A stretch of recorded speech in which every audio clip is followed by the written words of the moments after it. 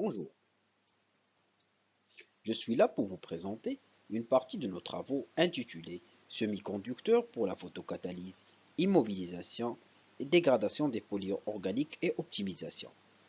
Un travail qui est le fruit d'une collaboration entre le laboratoire synthèse, extraction et valorisation de la faculté des sciences de Casablanca et le laboratoire de génie environnemental de l'école Hassania des travaux publics. Notre présentation comportera 6 volets. Commençons par une introduction et suivie par une décortication de la préparation des films photocatalytiques et leur caractérisation. Ensuite, on entamera la partie de dégradation photocatalytique et la dernière partie d'optimisation, pour enfin faire une conclusion. Tout d'abord, il faut savoir que la photocatalyse présente l'une des techniques les plus prometteuses en termes de dépollution des eaux, car elle peut dégrader une large gamme de polluants. De ce fait, nos travaux visent la préparation d'une nouvelle génération de photocatalyseurs dits hybrides et qui possèdent l'intérêt d'éliminer une étape de filtration et qui est indispensable dans un traitement photocatalytique classique. La technique développée dans nos laboratoires a été inspirée par celle de phase inversée, habituellement utilisée pour concevoir des membranes. Pour plus de détails, je vous invite à vous référer à l'une de nos anciennes publications. Nos films, une fois préparés, ont été caractérisés, et cela par différentes techniques. La diffraction de rayons X, par exemple, a permis de s'assurer que la technique de préparation ne fait subir aucun changement à la structure cristalline. L'infrarouge à transformer de Fourier a montré les modes de vibration des précurseurs utilisés ainsi que la bonne adhésion des semi-conducteurs sur la surface du polymère utilisé.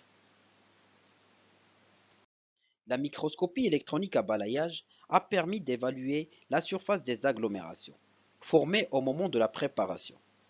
La transmittance UV visible, quant à elle, a permis de montrer une diminution de cette grandeur par rapport au film préparé par le polymère seul, et surtout dans le domaine UV, et qui peut être expliqué par la large absorbance de ces rayons dans son domaine spectral. Finalement, la fluorescence des rayons X a permis d'évaluer le taux de semi-conducteurs déposés et qui ne dépasse pas les 14%.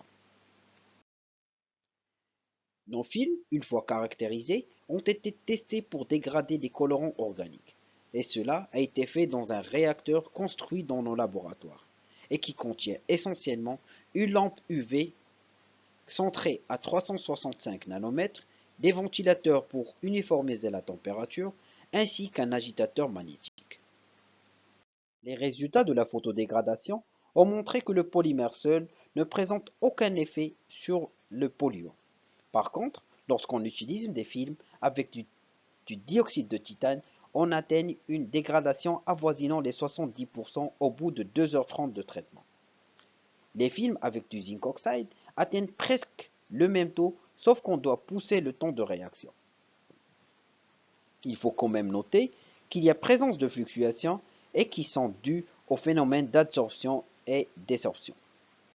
Pour expliquer ces résultats, on a pensé au plan d'expérience, afin de mieux comprendre les interactions, s'ils existent bien sûr, entre les différents paramètres mis en jeu dans la réaction de dégradation et chercher ainsi les conditions optimales. Les plans d'expérience ont permis de dresser un modèle en fonction des différents facteurs mis en jeu et qui a été validé expérimentalement. Les plans d'expérience ont permis aussi de tracer des surfaces de réponse, expliquant ainsi les interactions qui existent surtout entre l'agent d'amorçage, peroxyde d'hydrogène, et le pH du milieu.